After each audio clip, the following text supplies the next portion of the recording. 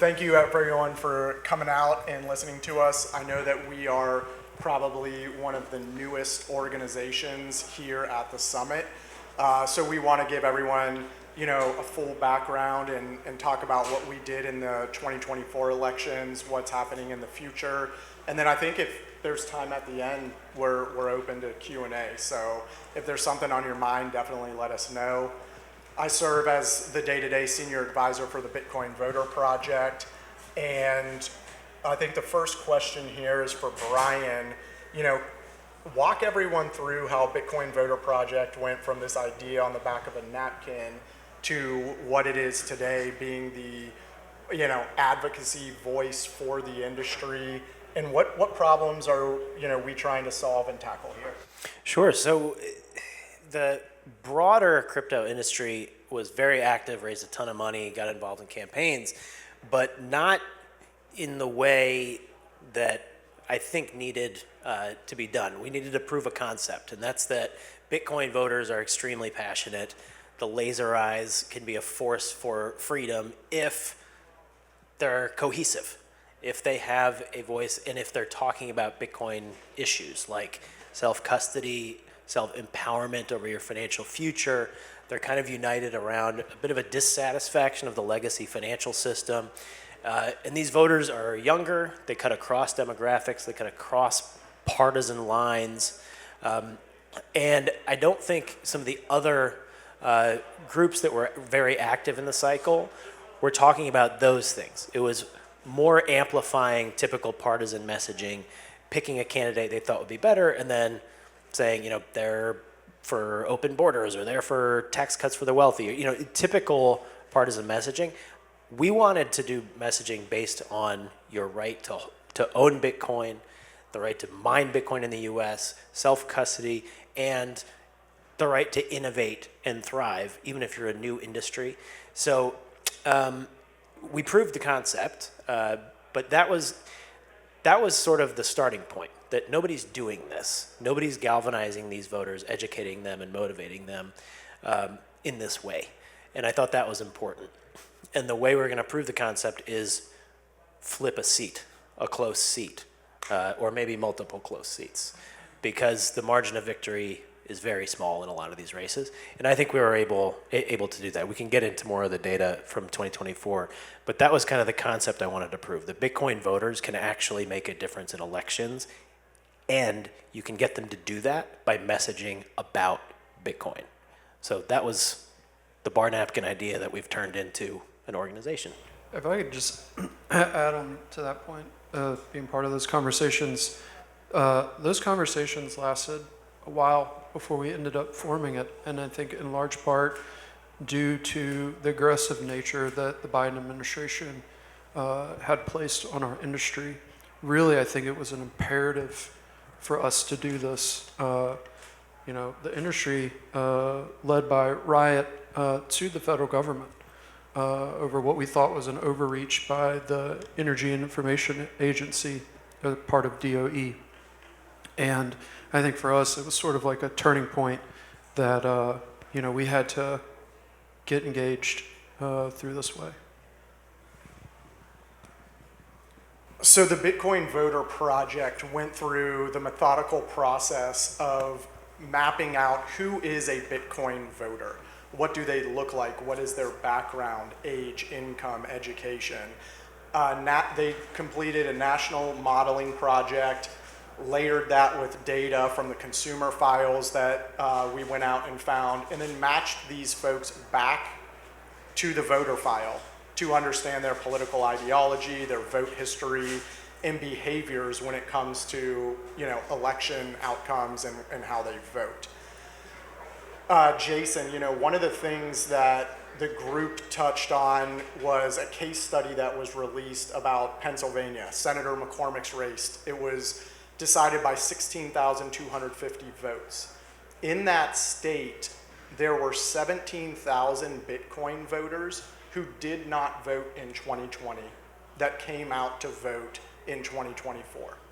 There were 18,000 Bitcoin voters who had no vote history in Pennsylvania that came out. So when you talk about a race that was decided by 16,250 votes, and you see that 17,000 Bitcoin voters came out who didn't vote in 2020, 18,000 came out to vote who had no vote history in Pennsylvania. How do you guys think about data? Why is it so crucial? And where do you see the Bitcoin voter playing, in that space in future elections? I think this was it was something that we thought about very early on. I remember Brian and Margaret and others talking about making the Bitcoin Voter Project to be basically like the Emily's List on the progressive side and the NRA on the conservative side, right? And we didn't feel that there was like any organization that was doing this. If you look at, Fairshake or what is another thing that Coinbase has? Stand with Crypto. That was really galvanizing people to get out to vote. And that became sort of the base of Bitcoin Voter Project because we really focused, led by Mike and his incredible team, on market and research analysis. I mean, we've identified 55 million Americans in the US that believe in the core values of Bitcoin. And we spent a significant amount of time refining those core attributes. And then that was part of the C4, because originally we had just developed the C4 to focus on this market research and analysis. And then as we got this treasure trove of data, we then turned it into the C6, which is, actually playing in these races. And of course, we not only played in Pennsylvania, and we're the reason, and have the data to back it up, that we actually caused Senator McCormick to be elected, but also played in Texas and other states as well that I think were very important, not only to the industry, but the makeup of the U.S. Senate and the House of Representatives as well.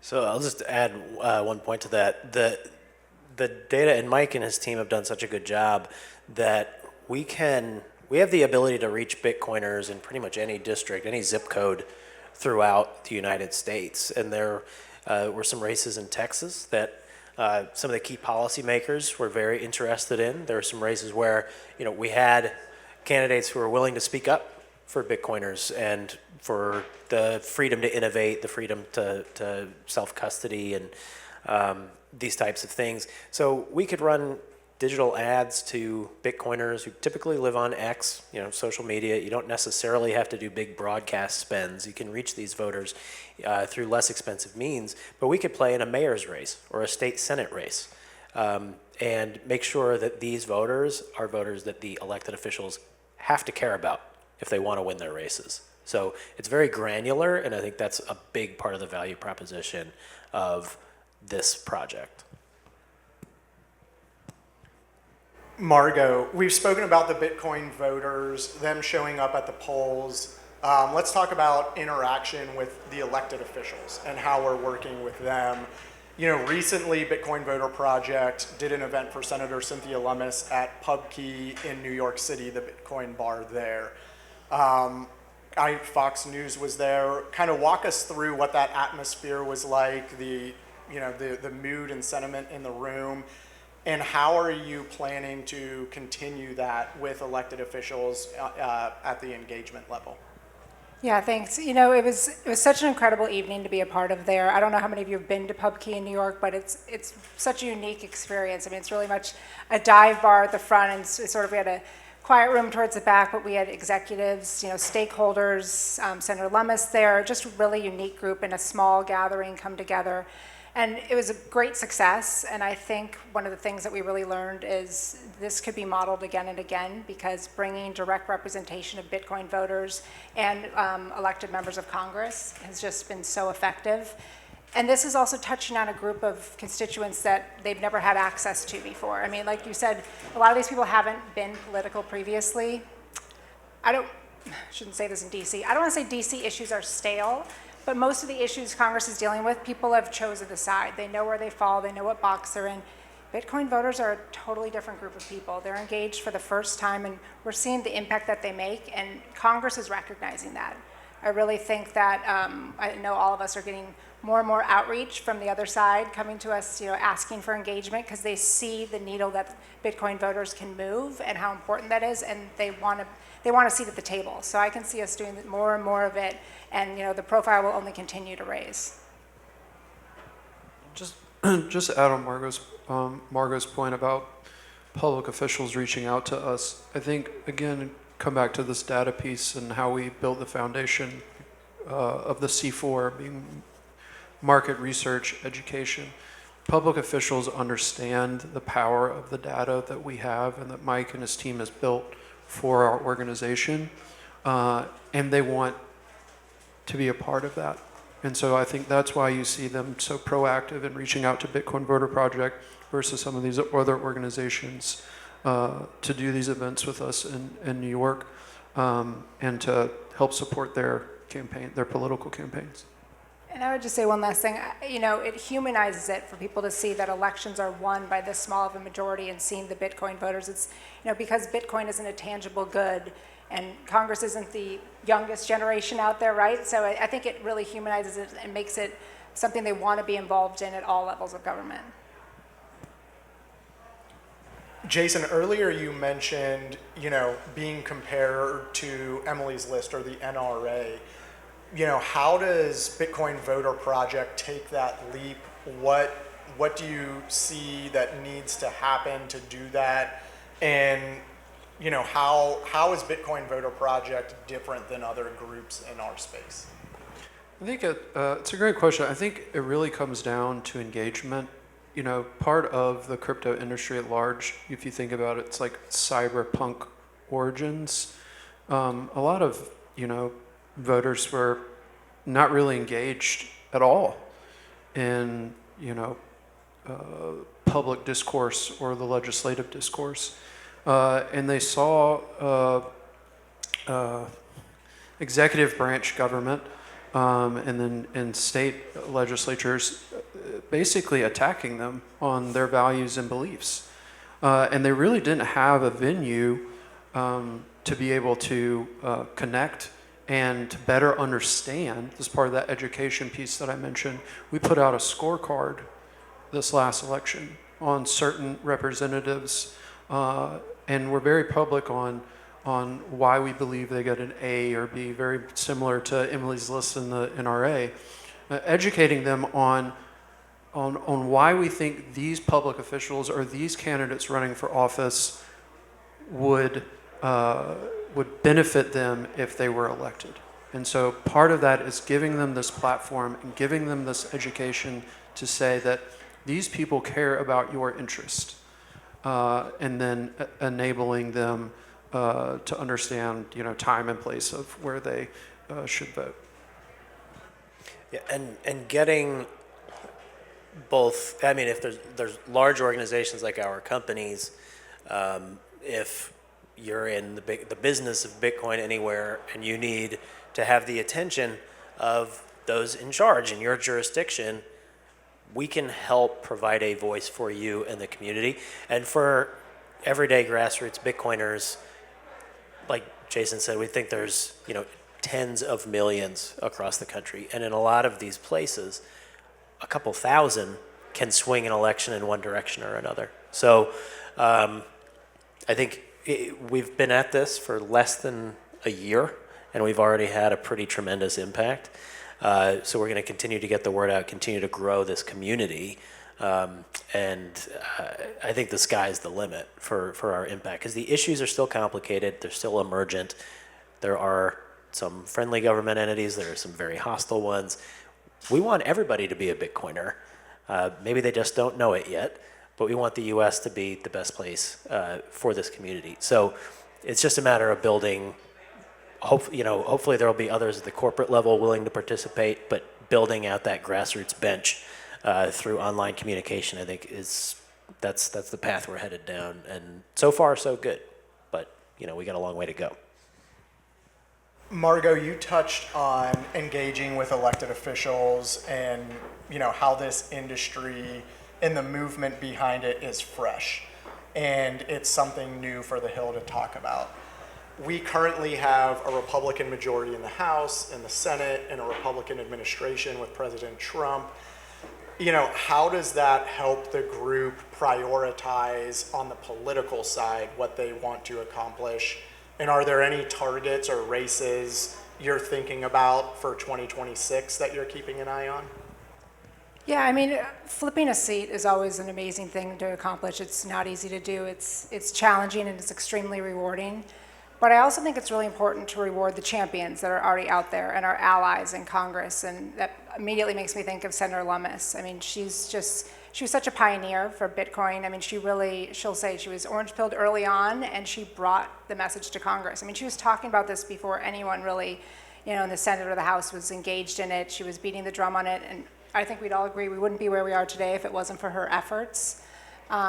I can say that tracks back to the state. CleanSpark is fortunate enough to be mining in Wyoming, and really it's been an incredible opportunity to be in that state. I mean, it's from the top down. CleanSpark has a motto that we come in through the front door, not the back door, but I joke that Wyoming, the door was unlocked and open. They were ready for us, they're excited, they are very welcoming, they really get it, and I think the landscape would look differently if Senator Lummis wasn't, the leader of it.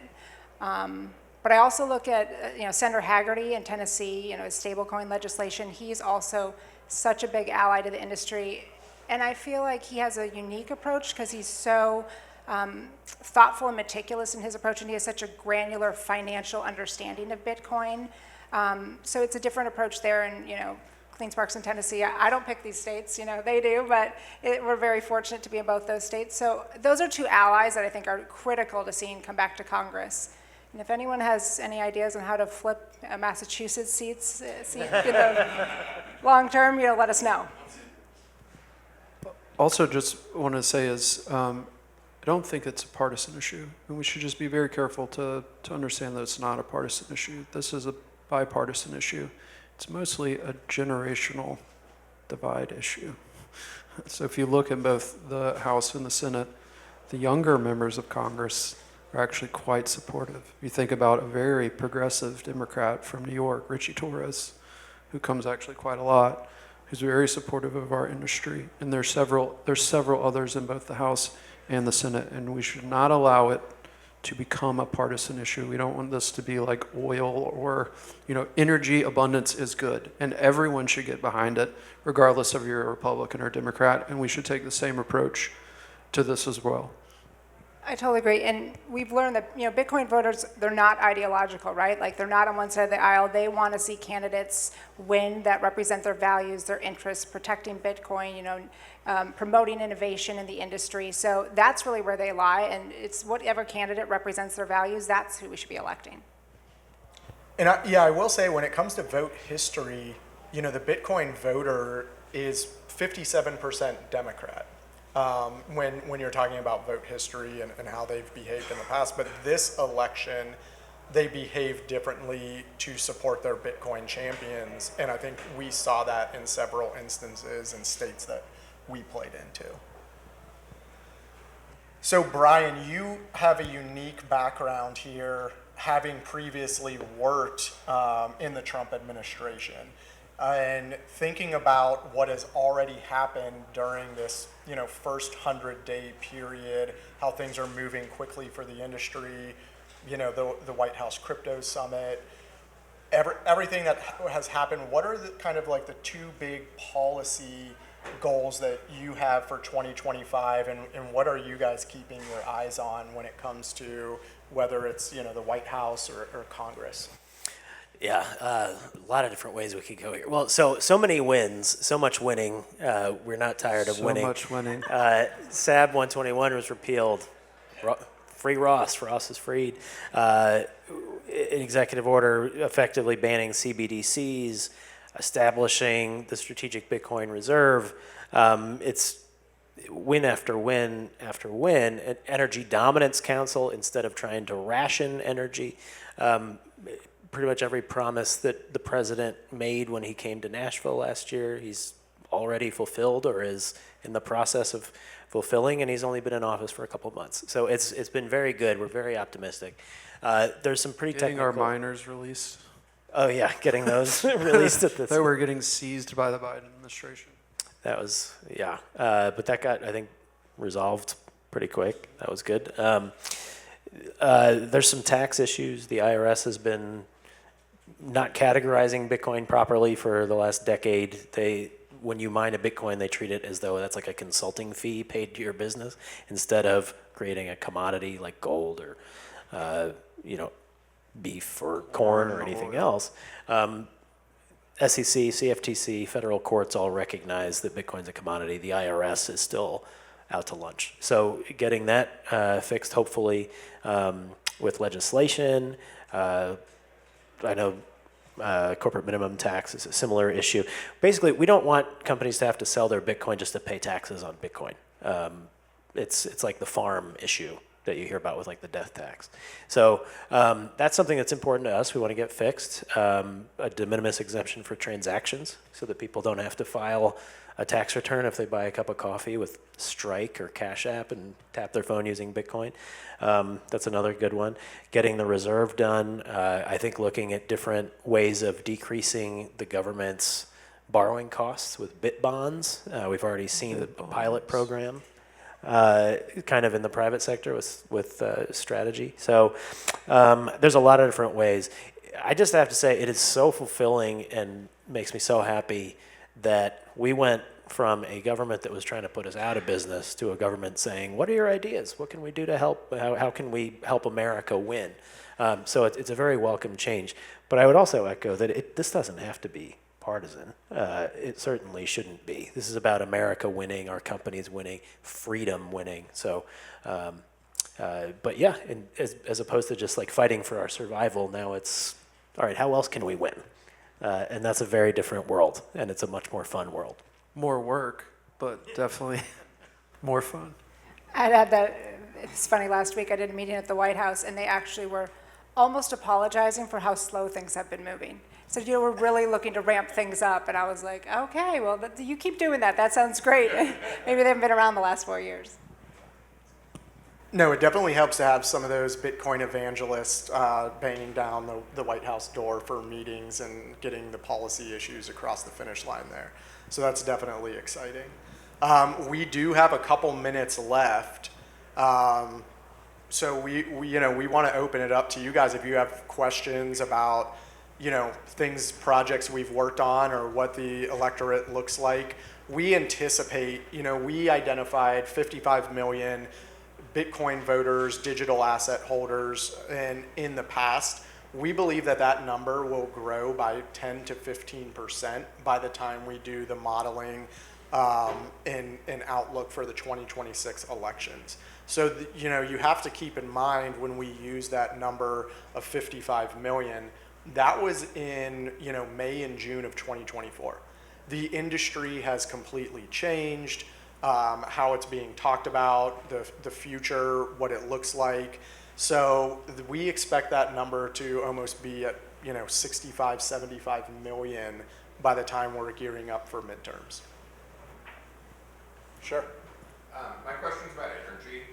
I think that one of the things that we've seen is that there's a lot of excitement around Bitcoin, the digital asset, but the understanding that energy abundance and proliferation of new generation is also required for the digital asset to continue to thrive. It's secured by mining, which some of you might be familiar with. Are you seeing preferences across the universe of voters that you're looking at with their views on new energy generation building? And are you seeing, sorry for a multi-part, but are you also seeing that there's the same type of bipartisan view on generating more electricity as you're seeing bipartisan support for Bitcoin? That's a very interesting question, and timely. Because the people who invest in Bitcoin and hold Bitcoin know that energy is very important. They know that in order to stay competitive with foreign markets, the US has to be competitive at the energy level. And I think that we watch very closely what is happening at state legislatures across the country and how they're treating energy, access to energy, how they're, different tariffs. I know that there's a lot of battles, Jayson could probably speak specifically to Nebraska and Ohio, but this is something that when we educate and talk to our voters about how elected officials are impacting the Bitcoin industry, it does come back to energy. So that is a big focus on the education side that we're doing now to say, hey, this policy is harmful.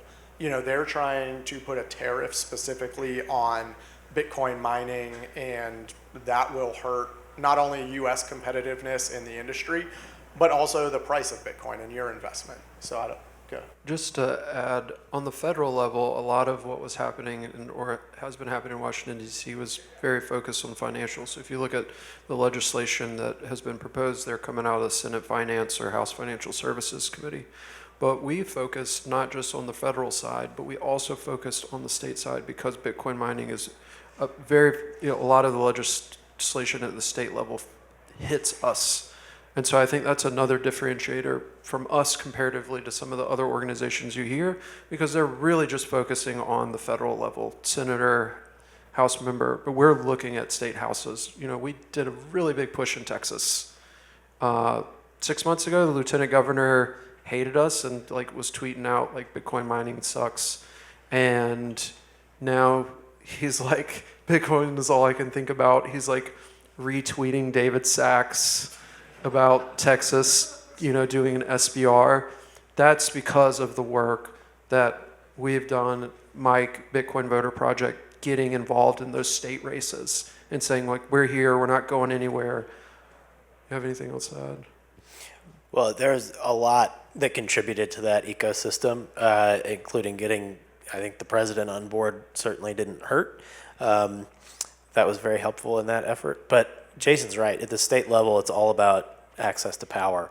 And the story that we're trying to tell there that I think is starting to resonate is that Bitcoin miners, because the network is decentralized, we can use power that has been stranded or that it's underutilized. We can help build out the power infrastructure around it, and then there can be more power available to the grid and can be used for other purposes, like AI or HPC compute. I think our company is sort of, even as we're looking at that, maybe we'll be the poster child for that kind of evolution. I don't know, but it could be used for that. It could be used for hospitals or banks or home heating and air conditioning, whatever you need. But you need that price signal to use low demand power to be able to create more power so that that demand curve will grow for all of the industries of the future. The country, the president has said quite rightly, the country needs a lot more power. And one way to create that power is to kind of a bootstrapping function with Bitcoin mining. You have a customer immediately, you monetize the asset, it helps with financing, you can then build up around it and then repurpose that power. So we're very much a part of the energy dominance story, and I think that is going to help us deal with the state level issues that Jayson described, because we don't have enough electricity, we don't have a reliable grid, we don't have a business. So we're very much part of those conversations at the state level. And I think sorry, just add real quick, it's also the narrative. Like we keep saying, it's the storytelling. When we can power down on a moment's notice when it's needed, not every industry can do that, and that's the story that needs to be told. And I think, sometimes there might be discriminatory regulations that come out targeting Bitcoin miners, but if they actually engage with the communities in which we operate, which are benefiting from Bitcoin mining, they would feel very differently about it. So I think it's just spreading the word, it's education, and really just making sure we have control of the narrative. Yeah, I think all three of our companies are some of the biggest employers in rural communities that have a lot of power capacity, but not a lot of jobs or operations to use that. And so now we're some of the largest contributors to the school districts, the county, the towns, fire department, Lower police department. taxes. Yeah, exactly. So, those personal stories are critical for those issues. Thank you guys for your time and attention. We appreciate it. We're flattered, to see the room full. If you guys have any other questions, we'll be around, so pull us aside if you see us in the hall. But, thank you so much. Thanks.